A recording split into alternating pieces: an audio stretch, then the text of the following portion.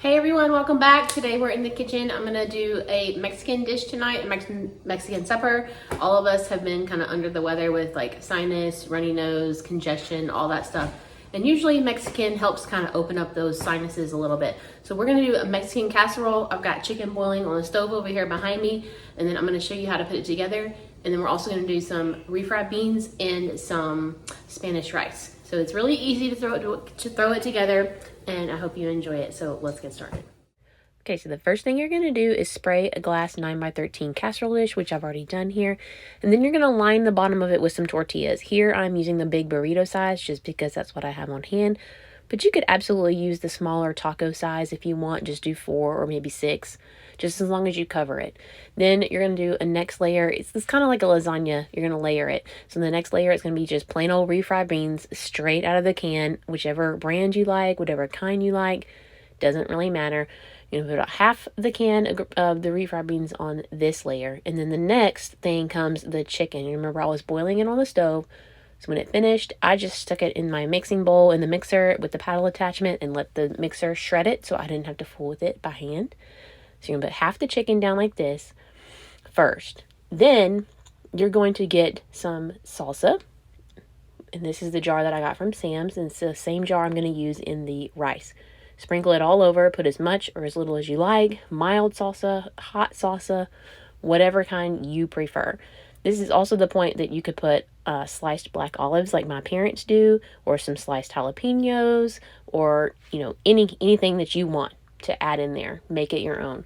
Next layer is cheese. Typically I use Colby Jack, but I don't have any of that, so all I had on hand was Monterey Jack, so that's what I used. Again, use whatever you want. Then you're going to follow it with the second layer, just like the first. First tortillas, then the other half of the refried beans, and then you're going to do the second layer of the chicken, the other half of the chicken. It's a little more salsa or black olives or jalapenos, however you want to do it. Diced green chilies out of the can I've also used before. I really like the diced green chilies in this casserole, but I did not have any of those either. And this was just one of those work with what I had because I wasn't going to the store for 1 or 2 ingredients. So now we're going to put down the last of the chicken, the other half of the chicken.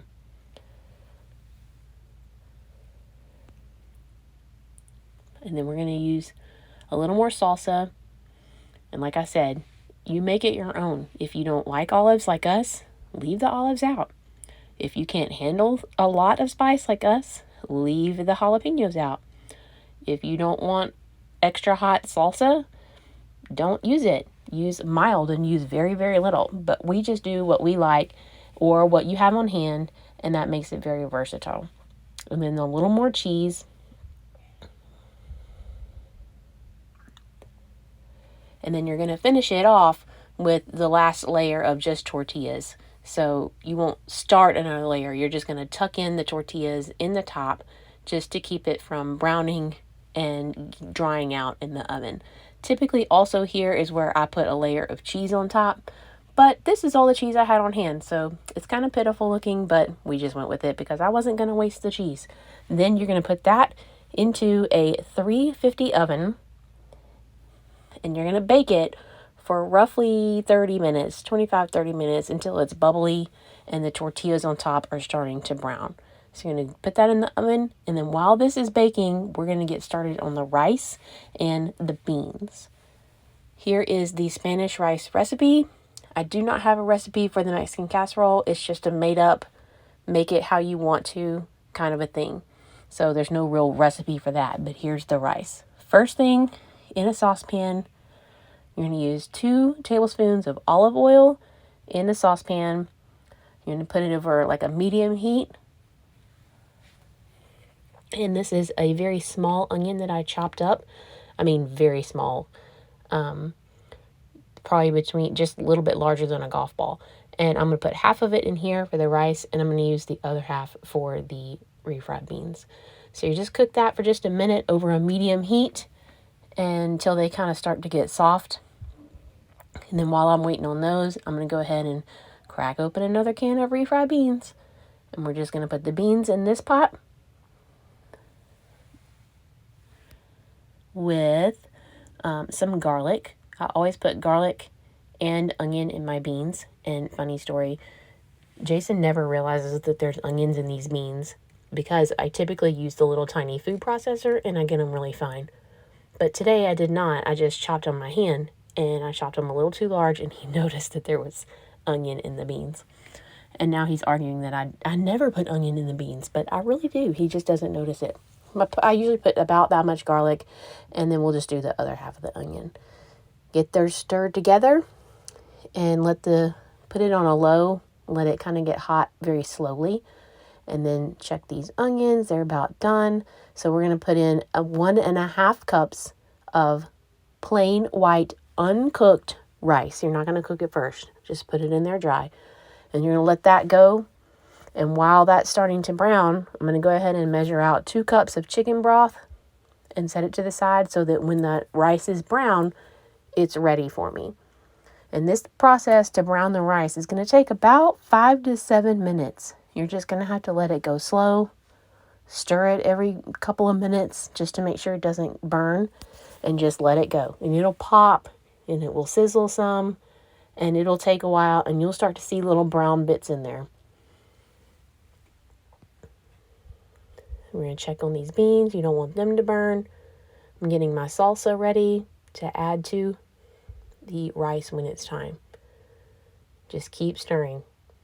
This process really only takes literally about 5 minutes. The only other thing I'm going to do to those beans is add some cheese to them. Once they get nice and hot and almost liquid, then I'll add some cheese to the beans and the beans are done.